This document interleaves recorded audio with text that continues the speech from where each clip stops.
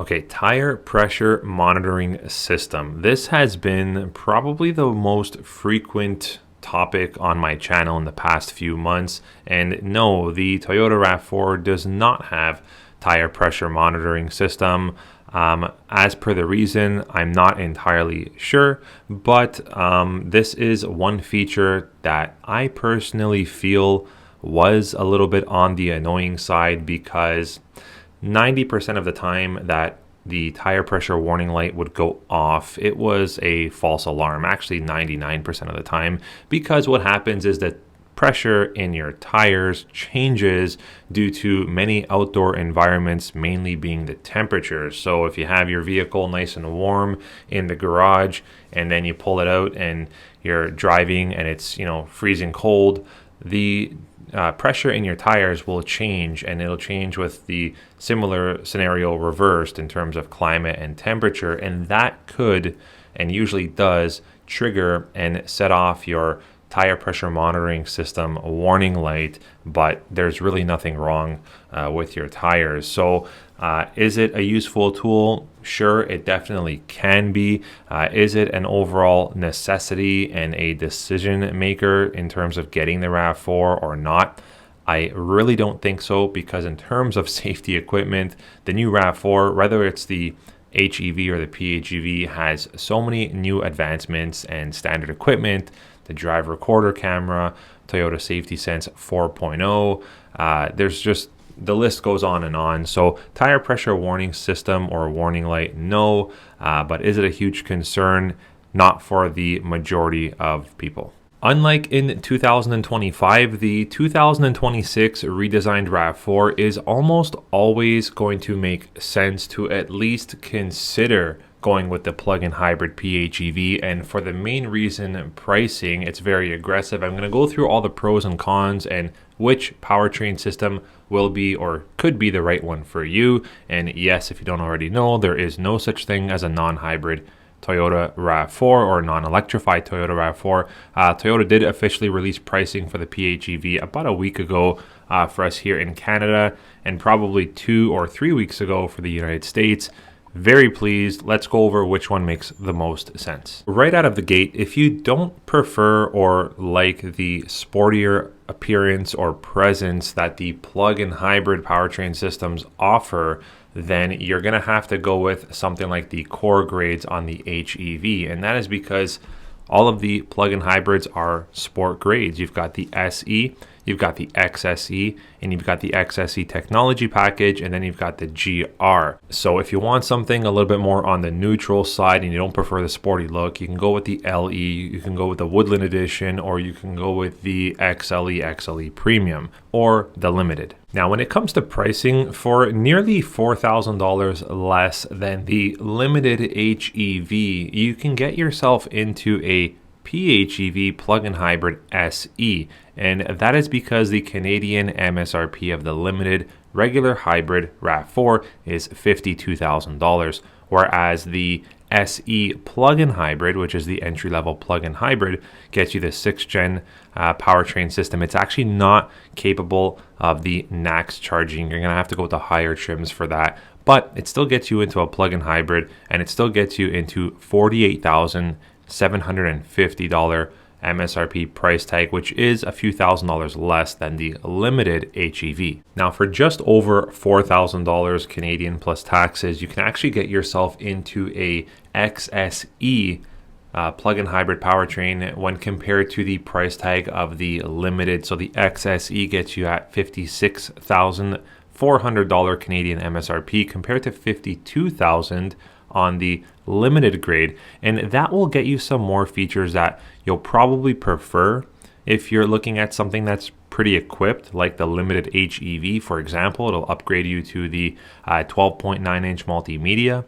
on the XSE, a 20-inch black alloy wheel with Drive Connect on a 3-year trial. It'll upgrade you to a 9-speaker JBL audio system with an 8-way power adjustable passenger seat, as well as front ventilated seats and driver memory seats. This is all standard equipment when you're going with the XSE. So for just over $4,000 more, you can get yourself a very decent equipped plug-in hybrid, which, guys, if you don't already know, the hybrid powertrain systems on Toyotas are very self-efficient. There's not much that you have to do. There's really nothing you have to do, especially with the HEVs. They charge using regenerative braking. You literally just start the vehicle and drive. Now, your fuel economy will be very dependent on many factors. For example, the type of climate you're in, how aggressively or what the style is that you drive.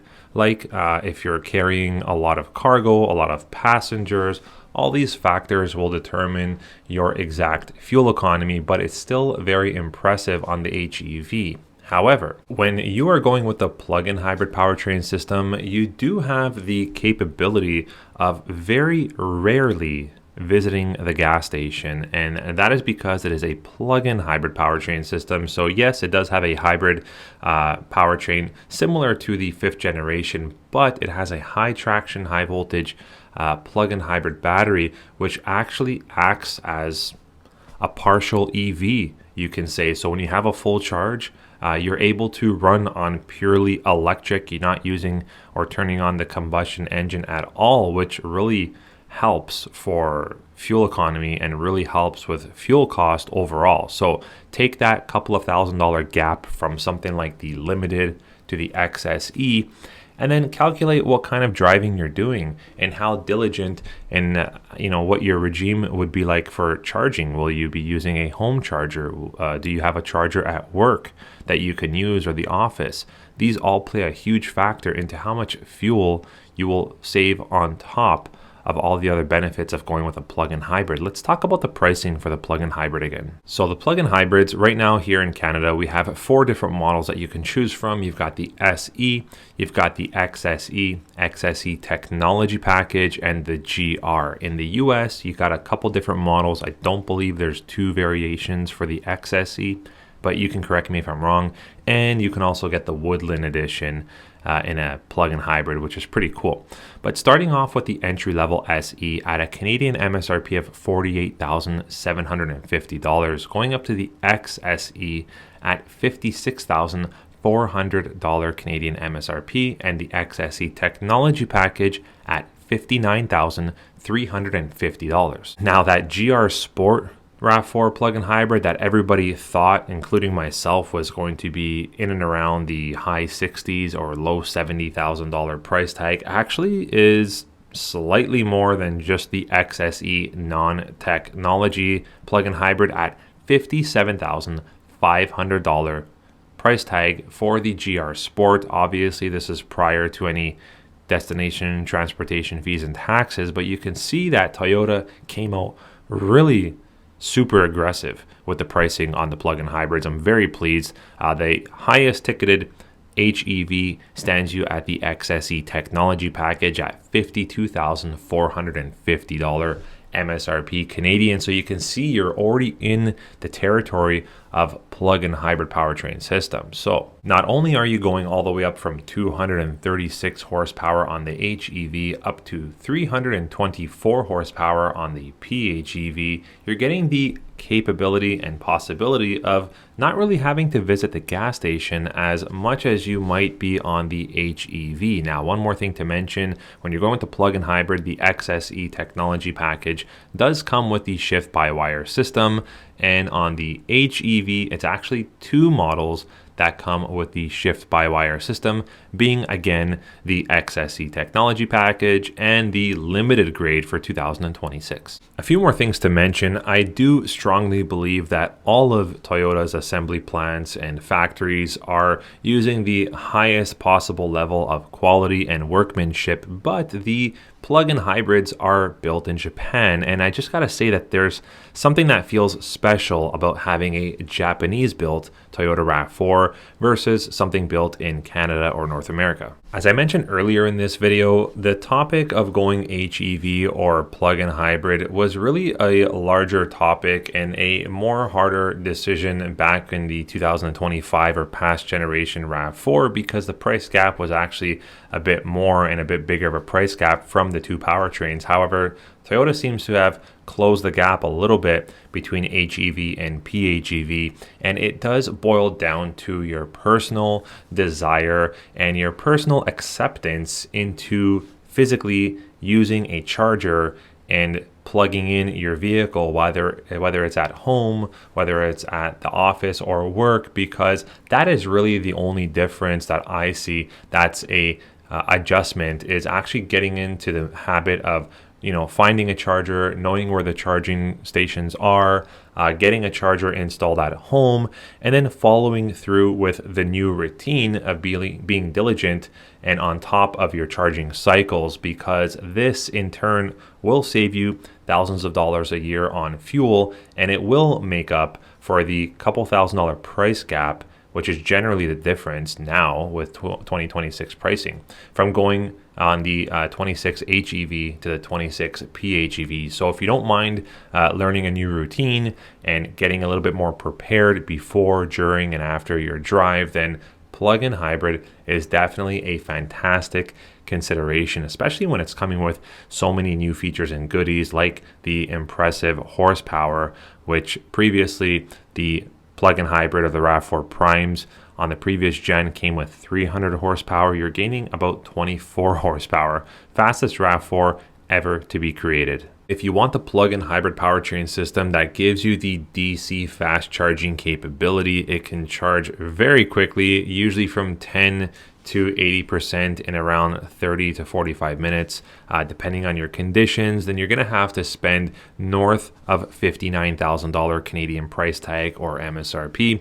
That is $59,350 plus your destination transportation fees and taxes. That will get you the DC fast charging capability. So if you have this at your home or at your workplace or work office, it's very uncommon to have DC fast charging at home. I don't even think that's possible. But in terms of having that, it's a great feature because you can actually charge quite quickly and efficiently. Now, granted, I don't recommend using the DC fast charging often at all. It's actually over the long run, if you do it too often, it could degrade your battery a little bit quicker because it puts a lot of stress and a lot of pressure on the hybrid high voltage battery that comes in the plug-in hybrid powertrain system. So default, you want to use a regular level 2 charger, but you can use DC fast charging on the XSE Tech package. It is capable of doing that. Before I wrap up, I want to talk about your driving routine. So dependent on your driving routine, the PHEV may not make sense for you if you're using the vehicle for regular daily long commutes. Then you're going to want to be certain that wherever you're getting to or going has charging set up, because dependent on the climate and the conditions, the actual driving range can vary, and you're going to have to more than likely use your combustion engine or regular hybrid powertrain system more often than not, which would kind of degrade or devalue the proposition of going with a plug-in hybrid in the first place, because really you want to have a plug-in hybrid because you don't want to put gas really almost ever. And I'll probably get asked this question, so what about repairs or overall maintenance? That's actually very similar, if not identical, on the HEV to the plug-in hybrid powertrain system. The only deciding factor or thing that could change would be if anything ever went wrong down the road. Yes, it is a larger high traction battery with the plug-in hybrid powertrain system compared to the HEV, the regular hybrid powertrain system. So repairs, if out of warranty, would be more costly on a plug-in hybrid versus an HEV, but Toyota has fantastic electrified powertrain warranties up to almost 10 years, if not actually 10 years, so you don't have to worry for quite some time. Well, everyone, let me know in the comments below, what do you believe is the right powertrain for you to choose now that we have full pricing, full specifications? Let me know in the comments below. HEVs, I think, are going to be a little bit more readily available. However, the plug-in hybrid powertrain systems will probably be a little bit more on the niche side in terms of general production and availability. One of the main reasons being that they're coming from Japan, and if we take what happened with the previous generation to the current new 2026 RAV4, we just didn't see as many plug-in hybrids as we saw regular hybrids. So this may also be a factor that would help you decide. I'll see you on the next video. Take care.